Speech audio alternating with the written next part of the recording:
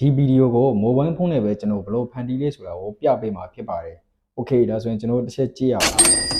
။ Okay ဒါဆိုရင်ကျွန်တော်ဒီဗီဒီယိုတစ်ခုလုံးကိုဖန်တီးဖို့ကျွန်တော်ကဒီ CapCut ကိုအသုံးပြုပြီးတော့ဖန်တီးသွားခဲ့တာပေါ့နော်။ဟုတ်ပြီဒါဆိုရင်ကျွန်တော်ဒီမှာ CapCut software တွေကိုအရင်တွားရမှာပေါ့နော်။ Okay ဒါဆိုရင်ကျွန်တော်တို့ကဒီ CapCut software ကိုတွားမယ်ပေါ့နော်။ CapCut ကိုတွားပြီဆိုလို့ရှိရင်ဒီမှာဒီ edit ပေါ့နော် edit ထဲက new video ကိုနှိပ်မှာပေါ့နော်။ပြီးတော့မှကျွန်တော်ကဒီအစမ်းရိုက်ထားတယ်ပေါ့နော်။ဒီတနက်ပြတဲ့ပုံစံရိုက်ထားတဲ့ဗီဒီယိုလေးကိုကျွန်တော်ကယူပြီးသွားပြီပေါ့နော်။ဒီမှာထည့်လိုက်မယ်ပေါ့နော်။ CapCut ထဲကိုထည့်မယ်။ Okay ပြီးတော့မှဒီမှာရောက်ပြီဆိုလို့ရှိရင်တစ်ချက်ကြည့်မှာပေါ့နော်။ Okay ကြည့်လိုက်ပြီဆိုလို့ရှိရင်ဒီမှာကျွန်တော်ကဒီတင်နက်ပြတဲ့နေရာပေါ့နော်တင်နက်ပြတဲ့နေရာစပြီးတော့ယူမှာဖြစ်တယ် Okay ဒီနားလေးကစယူမှာပေါ့နော်စယူမယ်ဆိုလို့ရှိရင်ကျွန်တော်ကဒီရှေ့ကမလိုအပ်တဲ့ပေါ့နော်ဒီအပိုင်းကိုကျွန်တော်ကဒီဖြတ်ထုတ်လိုက်မှာဖြစ်တယ်ပေါ့နော် Okay ဒါဆိုရင်ဒါကို split လုပ်လိုက်မယ်ပြီးတော့မှဒါကို remove လုပ်လိုက်မှာပေါ့နော် delete လုပ်လိုက်မယ်ပြီးတော့မှတင်နက်ပြတာဒီနားမှာပေါ့နော် Okay ဒါဆိုရင်ဒီနှစ်ချက်လောက်ကိုပဲကျွန်တော်ယူမယ်ပြီးတော့မှဒီနောက်ကမလိုအပ်တဲ့ထပ်ပြီးတော့အပိုင်းကို split လုပ်လိုက်ပေါ့နော် Okay ဒါဆိုရင်ဒီမှာကျွန်တော်ရပြီပေါ့နော်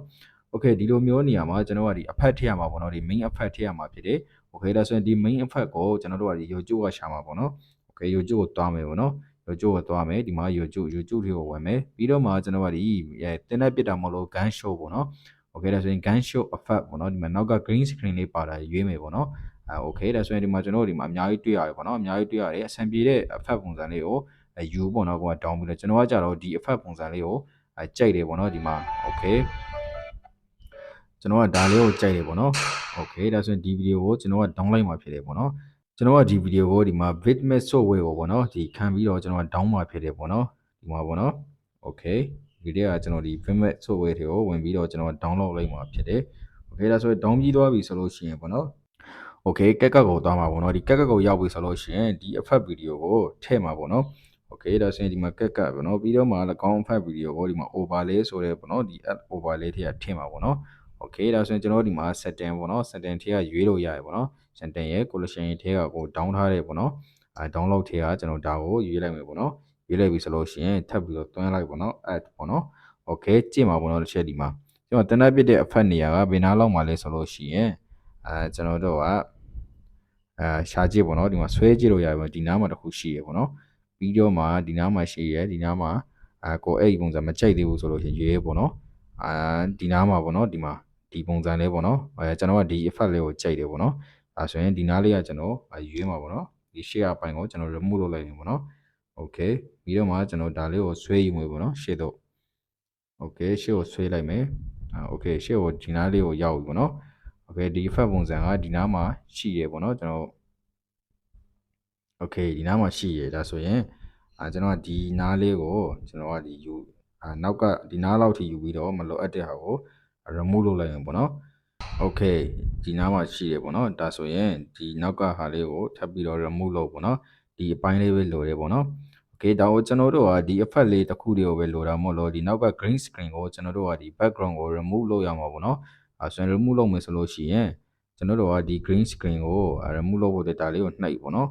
်နှိပ်ပြီးတော့အဲ့ effect ပေါ်တဲ့နေရာလေးပေါ့နော်အဲ့ဒါလေးကိုရှာပေါ့နော် Okay ဒီ effect ပေါ်နေပြီဆိုလို့ရှိရင်ဒါကို background ကို remove လုပ်မှာပေါ့နော် remove background ပြီးတော့မှဒီတည်းက chroma key ကိုရွေးမယ်ပြီးတော့မှ chroma key နဲ့ဆိုရင်ပျောက်သွားပြီပေါ့နော်ဒီလိုမျိုးနှိပ်လိုက်ရင် Okay ဒါကိုကျွန်တော်တို့ကဒီ main မှာပေါ့နော်ဘေးနာကအစင်းရောင်လေးတွေပေါ်နေတယ်ဒီအစင်းရောင်လေးကိုဖြောက်မယ်ဆိုလို့ရှိရင်ဒီမှာ intensity ပေါ့နော် intensity လေးကိုရှေ့ကိုဆွဲလိုက်ပေါ့နော် Okay ဒီလောက်ဆိုရင်ရပြီပေါ့နော်အဲဆိုရင်ဒီတနက်နဲ့ဒီ main ထွက်တဲ့နေရာနဲ့ပေါ့နော်ဒီတနက်အဝနဲ့ကကျွန်တော်တို့ဒီတိတိဖြစ်ဖို့လိုရေပေါ့နော်ဒါဆိုရင်တိတိဖြစ်အောင်ကျွန်တော်တို့ဒီမှာဒါလေးကိုဆွဲကြည့်ပေါ့နော်ဆွဲပြီးတော့တနက်ဝလာဆွဲပြီးတော့ဒီတနက်ဝနားလေးမှာထားကြည့်ပေါ့နော်ပြီးတော့မှညီသွားအောင်ဒါလေးကိုလှည့်ပေးလို့ရတယ်ပေါ့နော်ကျွန်တော်ဒီလိုမျိုးပေါ့နော် Okay ဒါလေးကိုလှည့်ပေးလို့ရတယ်အဲဆိုရင်ဒီမှာဒီနားမှာလာတစ်ချက်ကြည့်အောင်ပေါ့နော်ညီလားမညီလားပေါ့နော်နားလေးကိုကတ်လိုက်ပေါ့နော် Okay Okay ဒါကဒီတနက်ပြတဲ့နေရာရှေ့မှာရှိသေးတယ်ပေါ့နော် Okay ဒီနားမှာရှိရဆိုလို့ရှိရင်ဒီနားကိုထပ်ပြီးရွှေ့ပေါ့နော်ဒီ effect ကို Okay အဲဆိုရင် Okay နောက်ကျသွားပြီနည်းနည်းရှေ့ကိုဆွဲပေါ့နော်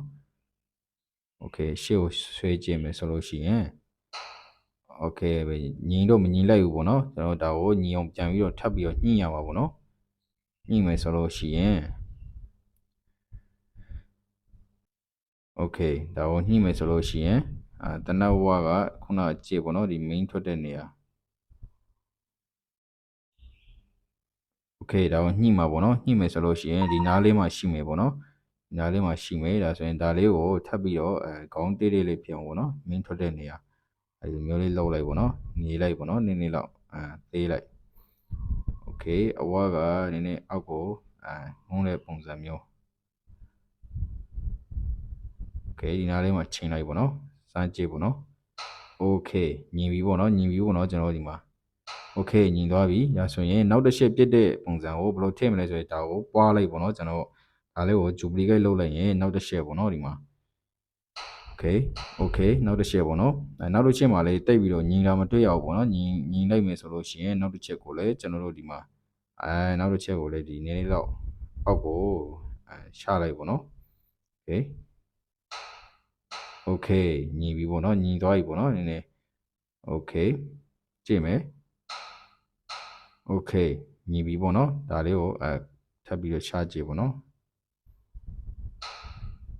โอเคဒါဆိုရင်ကျွန်တော်တို့ဒီလိုမျိုးဖန်တီးလို့ရရပေါ့နော်ဒီလိုမျိုးလွယ်လွယ်လေးပဲကျွန်တော်တို့လုပ်လို့ရပါတယ်ဒီဗီဒီယိုလေးကအဆင်ပြေမလို့မျှော်လင့်ပါတယ်ဗျာနော်ဒီလိုနောက်ဗီဒီယိုလေးတွေကြည့်ချင်တယ်ဆိုလို့ရှိရင်လည်းကျွန်တော်ရဲ့ page ကို like and follow လေးလုပ်ထားပေးဖို့တောင်းဆိုပါရစေအားလုံးကိုကျေးဇူးတင်ပါတယ်ခင်ဗျ